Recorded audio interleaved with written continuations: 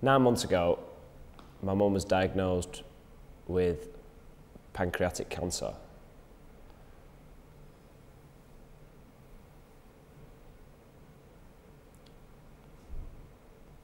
It all started about a year before this, when we realised she was dramatically losing weight and no one really knew why, none of the doctors knew why.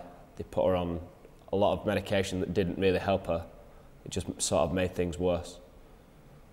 And then one day she was out for a friend's birthday and she'd come home and a skin and her eyes had turned yellow, and we rushed her into A&E. It turned out she had jaundice. After that, she was moved to North Manchester Hospital, where they did tests, trying to locate the type of cancer and how to treat it. The first tests they did were negative. They couldn't find anything that was cancerous.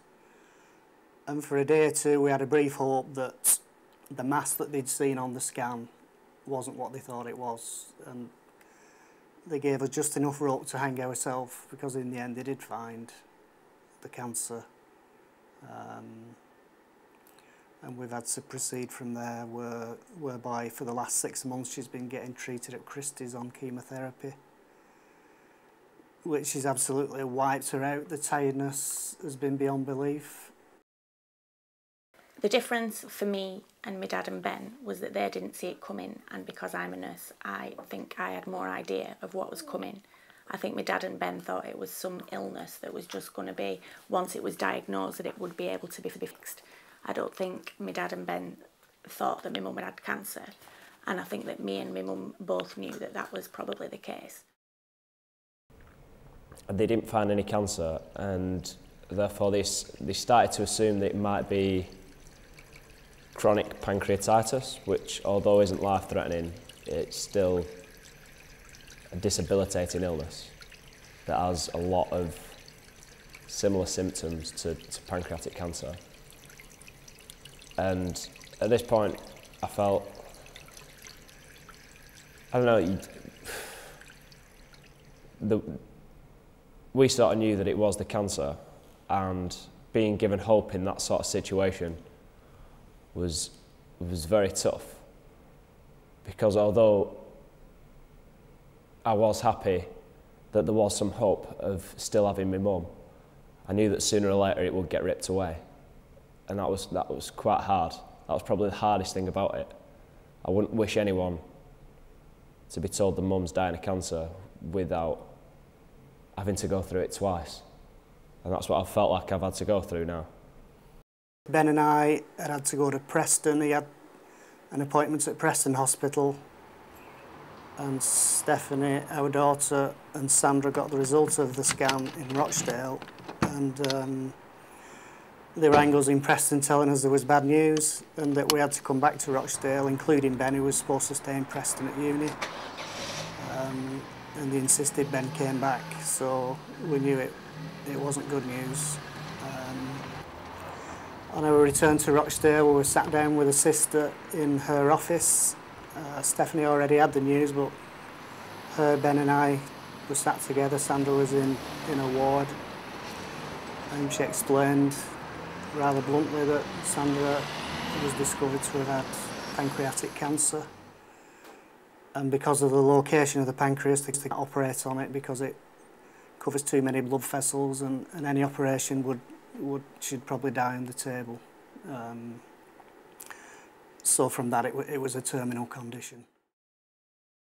So I anticipated it being cancer. I think the only thing I didn't anticipate was that it would be inoperable and terminal. I didn't really see that coming.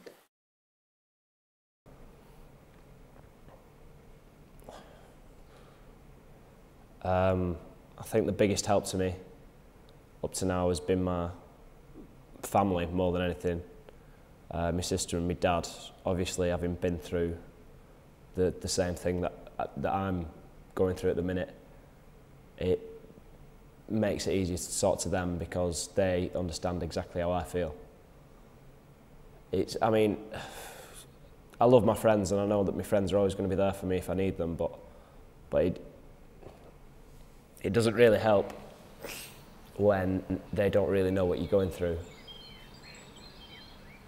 because I can honestly say I've never felt anything like this. It's constantly there, and whenever you're alone and you've got nothing else to think about, it just niggles at the back of your mind, and I would say it could drive you to madness.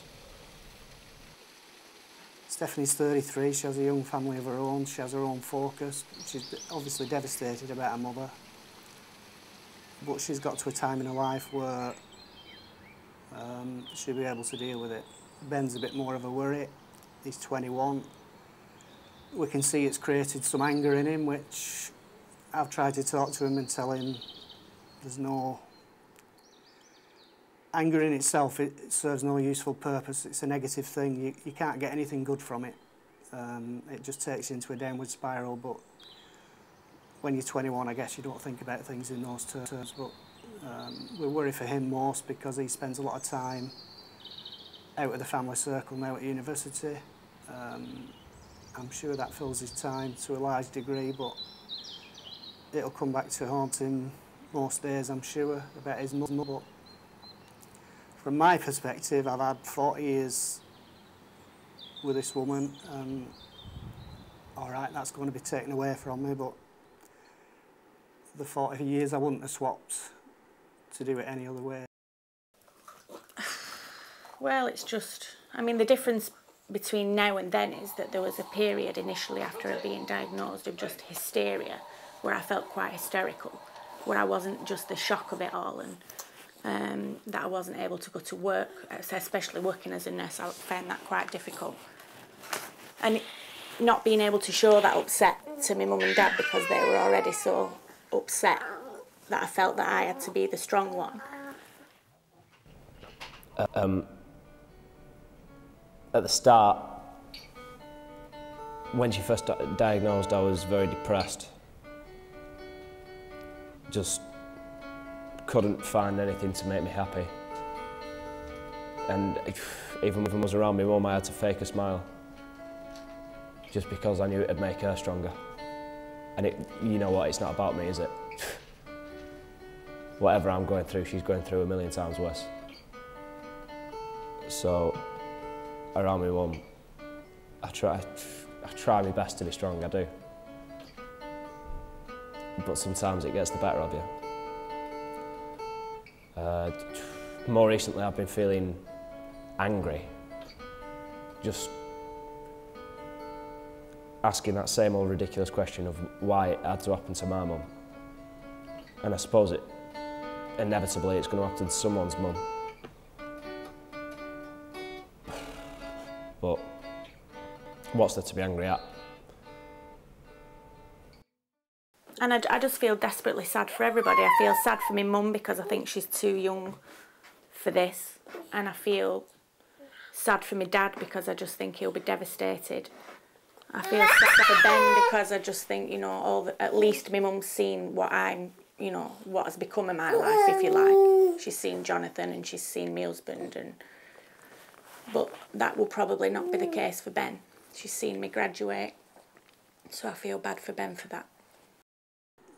I'm sure he'll cope with it in the end, as we will all have to. Basically because we don't have a choice, we have to deal with what's in front of us, and we'll do it as best we can for as long as we can. For my sister's already married and already got a child. And it just sort of distresses me that my mum's not going to be there to see any of that anymore.